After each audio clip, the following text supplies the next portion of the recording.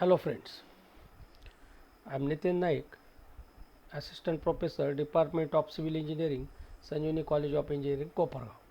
Now after completion of the first unit, now we are going to start the second unit, which is titled as Equilibrium. So let us start the unit with syllabus of the second unit. Now the second unit, the contents of the second unit are equilibrium of concurrent and non-concurrent forces, types of beams, supports, loads acting on the beam, reactions of beams, basics of friction, and problem with block and ladder friction. So these are the contents, and under this unit we will be studying equilibrium conditions for concurrent and non-concurrent force system, then different types of supports, free body diagram, types of beam, and finding support reactions of beam along with friction problems. So let us start with the definition of equilibrium. What is meant by equilibrium? Equilibrium means when a system is at rest under the action of number of forces, then it is said to be in equilibrium, or a system is said to be in equilibrium if it is at rest under the action of number of forces, or when a system keeps the body at rest, the system is said to be in equilibrium. So as we know, when a force is acting or forces are acting on a body, the body has to move. The body has to move. But if a body is at rest under the action of number of forces, then that body can be said to be in equilibrium.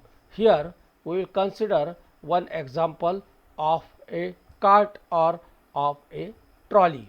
So here this is the trolley on which these three forces are acting: 1 Newton, 2 Newton and 3 Newton. So these are the three forces acting on the trolley. Okay. Now we can replace these three forces by a single force, and this single force is called as resultant. We have already discussed the concept of resultant. So this is 6 Newton force. So these three forces can be replaced by a single force, and this single force is called as resultant. This resultant will produce the same effect on the trolley as produced by all these three forces acting together. Now the trolley will move in the direction of this resultant. Okay, in the direction of resultant. Here the trolley will move in the direction of these three forces. Here the trolley will move in the direction of resultant. So this is resultant. Okay. Now we are studying equilibrium. Now if on the same trolley, if I apply one more force of 6 Newton in the opposite direction, then what will happen? Then the net force acting on the trolley is now plus 6 and minus 6. So this plus 6 acting to the right, minus 6 acting to the left, and thus the net force acting on the trolley is 0, and hence the trolley will not move. And now we can call it as a system in equilibrium.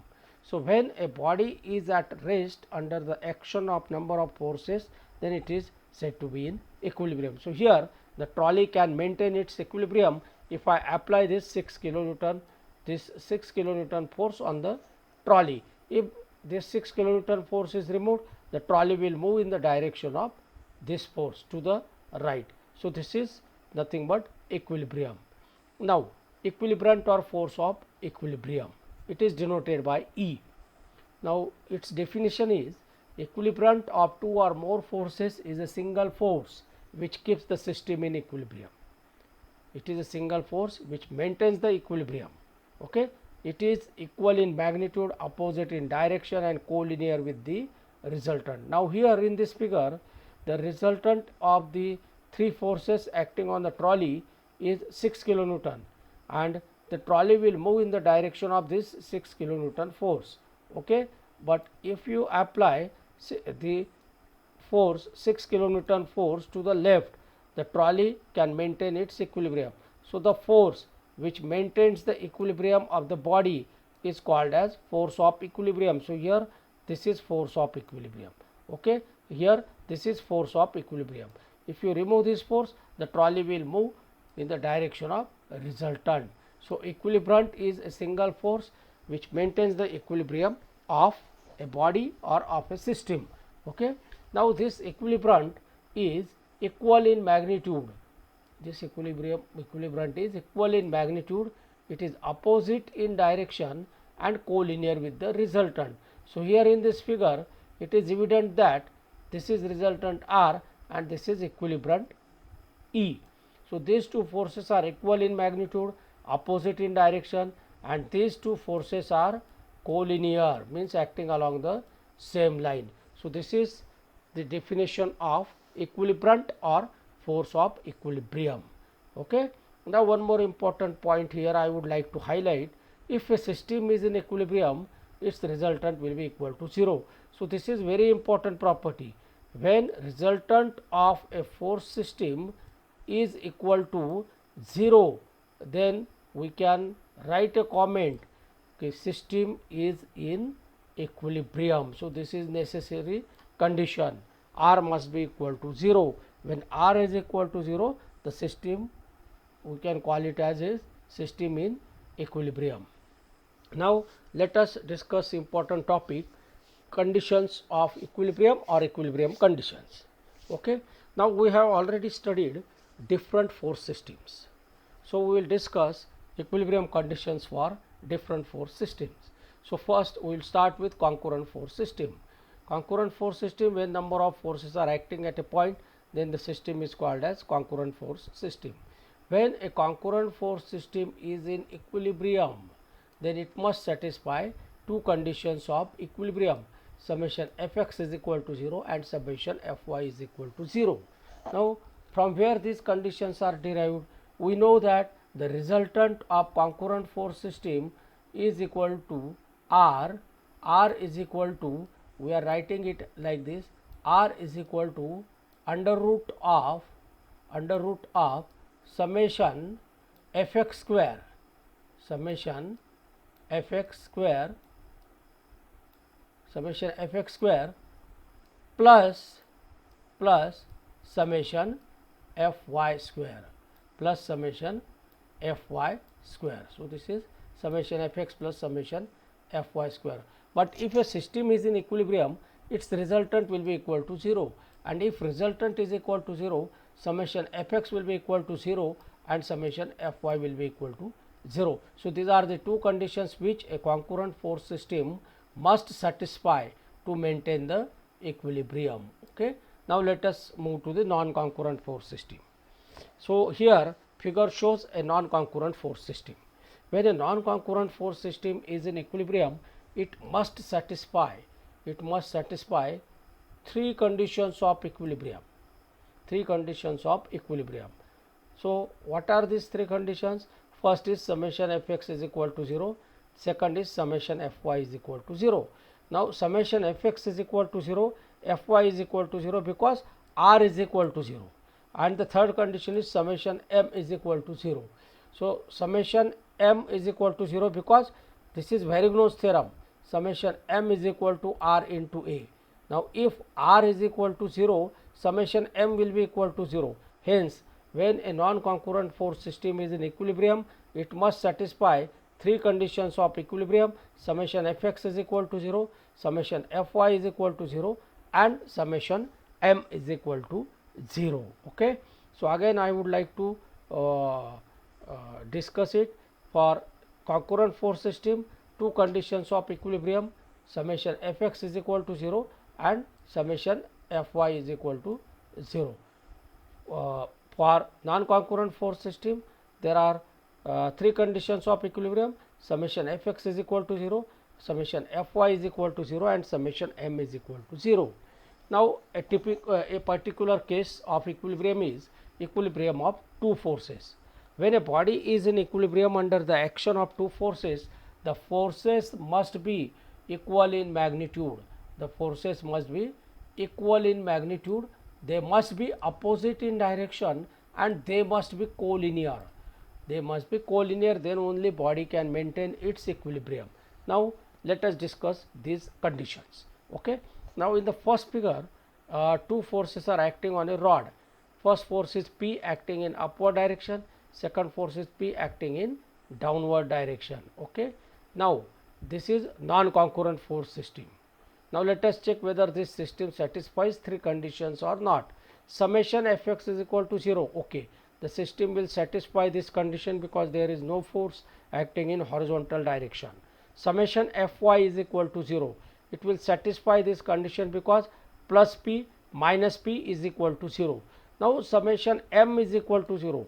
The system will not satisfy this condition because here if you take moment about point A, say this is point A, say this is point A.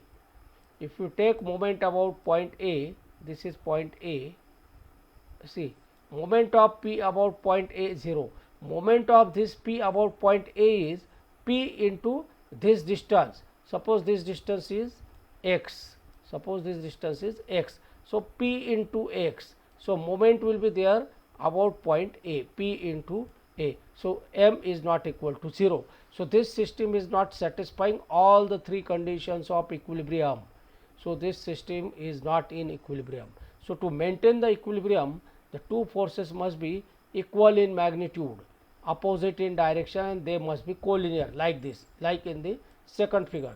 The forces are equal in magnitude, they are opposite in direction, and they are collinear with each other, and thus the system is satisfying three conditions: summation Fx is equal to 0, summation Fy is equal to 0, and summation M is equal to 0. Here if you take moment about this point, moment of P and second P will be equal to 0 about this point.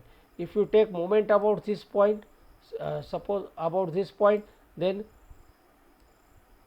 P into x anti-clockwise positive, minus P into x clockwise negative, plus P into x minus P into x 0, and thus the system is satisfying all the three conditions of equilibrium. Okay. Now equilibrium of three forces. Now here when three forces are acting on a body and body is in equilibrium, then the forces must be either concurrent. This is very important.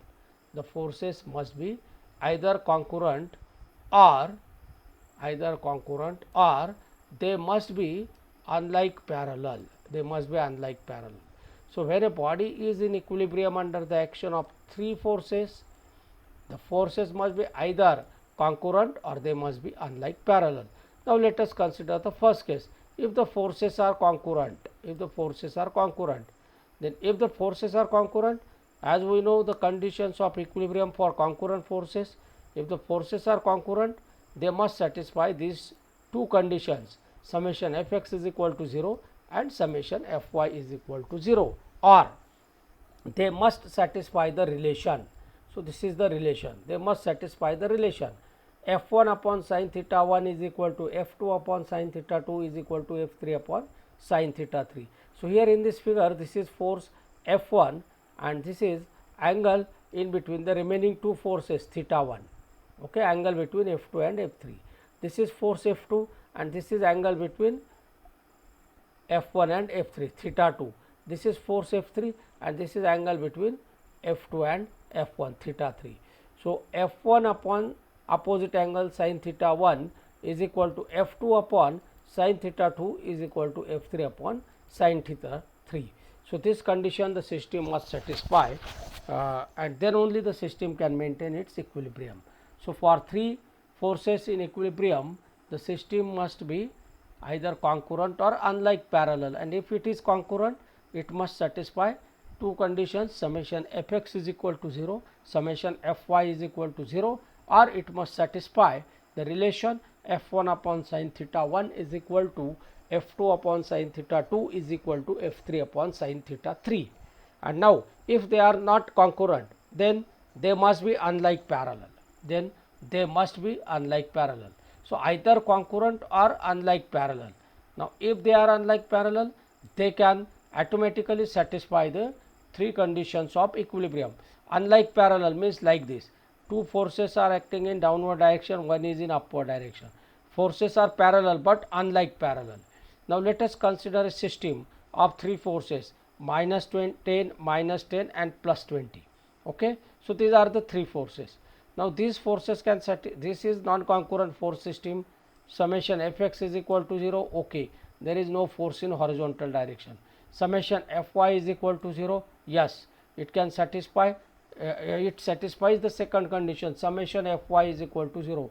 Minus 10 plus 20 minus 10 0, and summation m is equal to 0. So let us check. Now we will take moment about this point, moment about this point A. Okay. So let us take moment about this point. Moment of 10 kilonewton force about this point 0, because force is passing through the point. Moment of this force about point A is 20 into 2 anti-clockwise positive, so plus 40, and moment of this force about point A 10 into 4, 10 into 4 minus 40, so minus 40 plus 40 0, and thus the system is satisfying all the three conditions. So in this way, when a body is in equilibrium under the action of three forces, the forces must be either concurrent or they must be unlike parallel. Okay. Now let us discuss the next important topic, that is free body diagram. What is meant by free body diagram? It is a diagram which shows all active and reactive forces acting on a body. Okay. It is a diagram which shows all active and reactive forces acting on a body. So weight is active force, weight is active force, and all the reactions are reactive forces, all the reactions are reactive forces. So weight is the active force and reactions are reactive forces, and a body which shows all these active and reactive forces is called as, a diagram which shows all active and reactive forces is called as free body diagram. So before drawing the free body diagram, we must know origin of forces. So are points where forces are generated. Okay. So origin of forces. First origin is gravitational pull, gravitational pull or weight. Weight acts in vertically downward direction through center of gravity. So weight is the first origin. Contact with another body. When two bodies are in contact with each other, each exert a force upon one another through the point of contact. So point of contact is the second origin of force. Now third origin is due to attachment. If there is an attachment with another body by means of string or a wire, by means of a string or a wire or a cable, then there is a tension at the point of contact, there is a tension at the point of contact. Okay. So these are the three sources, or we can call them it as origin of forces. Okay. Now steps, what are the steps involved in drawing the free body diagram? First step is isolate the body from its surrounding. Isolate the body from its surrounding means we have to separate the body from its surrounding. Second step is indicate all the external forces acting on the body. Now all the external forces means the forces which are acting at the point of contact or where the body is connected to another body by means of a string or cable. Okay. So first step is isolate the body from its surrounding. Second step is indicate all the external forces acting on the body, right, and acting on the body. This is the second step. And third step is known external forces include the weight of the body, means we have to show weight acting, weight of the body, and then forces acting on it, while unknown forces are reactions which oppose the possible motion of the body. So following these simple steps, we can construct a free body diagram. Okay. Now let us move to free body diagrams. First diagram is of pendulum. A pendulum is suspended from a ceiling. So this is ceiling and a pendulum is suspended with the help of wire. Weight of this bob is W. Now to draw free body diagram, first step is isolate the body from its surrounding. Isolate means remove all supports, all points of contact, etc., all attachments, etc. So here let us remove the attachment, that is cut the thread. If we cut the thread if we cut the thread, the ball will fall down, but ball is in equilibrium. So replace this thread by force acting along the thread. Now you can imagine when a bob is suspended with the help of thread or a wire, the thread carries some force, and that force is tensile in nature. So here, after cutting the ball, after cutting the wire, we will isolate the ball. So this is the ball which is isolated, okay, and since the wire is removed, replace this wire by force acting along the wire, and that force is tension. Remember, tension is shown with the help of two arrows pointing towards each other. Two arrows pointing towards each other. This is tension. Okay, this is nothing but external resistance, tension, and compression is shown with the help of two arrows pointing away from each other. So this is nothing but compression, sign convention for compression. This is internal resistance to compressive forces, since it is acting in outward direction. If you stretch the body, the resistance will be like this. So this is, we are showing resistance. So this is tension in the cable. So here the cable is under tension like this. The cable is under tension like this. So tension in the cable. Now when you remove this cable, you should replace it by a tension, so that ball will not fall down. Okay, and the active force acting on the ball is its weight, self weight, acting in downward direction. Okay, acting in downward direction, and the reactive force is tension in the cable. So in this way, free body diagram can be constructed. Now let us consider a second system. In this system, a ball is resting in this notch. So this is first plane, this is the second plane, and in this plane ball is resting. Weight of the ball is having weight W.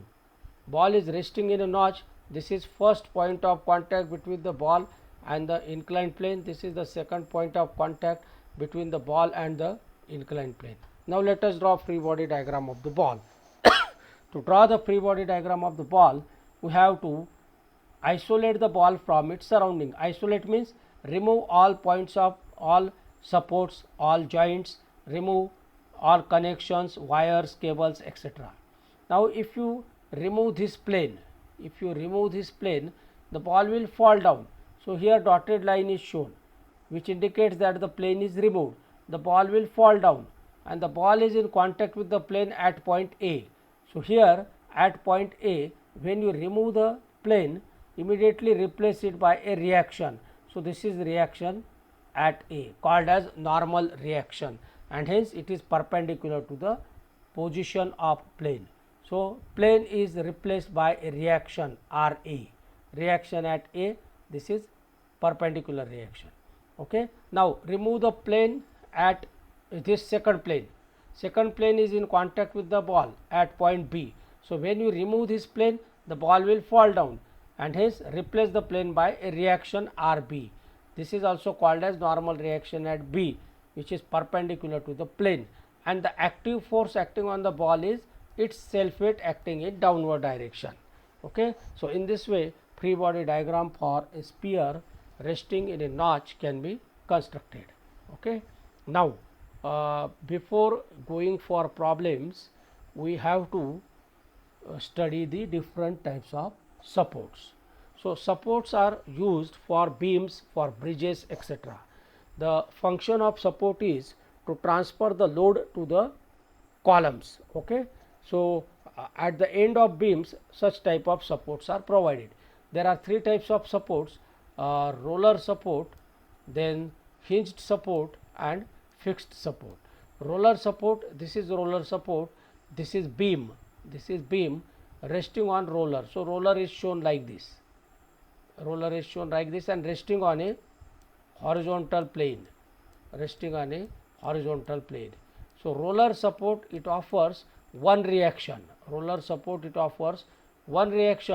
perpendicular to the plane on which roller is resting. So to draw free body diagram of this roller support, isolate the beam from its surroundings. So this is the beam which is isolated. Remove the support, remove the roller. If you remove this roller, the beam will fall down. Hence replace the roller by reaction which is perpendicular to the plane on which roller is resting. So, roller is resting on horizontal plane.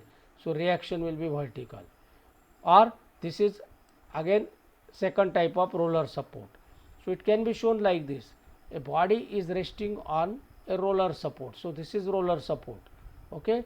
And to draw free body diagram of this beam at point A, this is point A.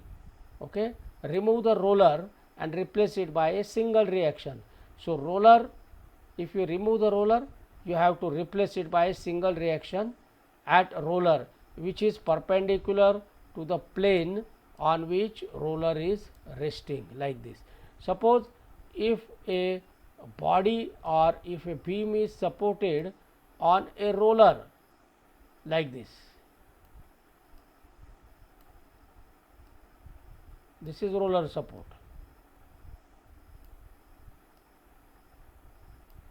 and this roller support is resting on inclined plane, then the reaction offered by the roller will be perpendicular to the plane. So, free body diagram will be like this. This is support A. Okay. Remove the roller and replace it by reaction which will be perpendicular to the plane on which roller is resting. So, this is free body diagram of roller support. So, roller support offers one reaction perpendicular to the plane on which roller is resting. So, here this roller is removed, and to maintain the equilibrium reaction is applied. Okay. Now, second support is hinge support. So, this is hinge support. Second figure shows hinged support. Okay. Now, if you are drawing free body diagram for hinge support it offers two reactions, one first horizontal and second vertical. So, when you are removing a hinge support, replace it by two reactions, first horizontal and second vertical. So, this is free body diagram for hinged support. Hinged support offers two reactions, one horizontal, one vertical, while roller support offers only one reaction perpendicular to the plane. So, this is free body diagram of roller support, this is free body diagram of hinged support. Okay. Fixed support, sometimes we are using this support. Here end A of a member or a beam is firmly held. So, this support is firmly held. So, this type of support is called as fixed support.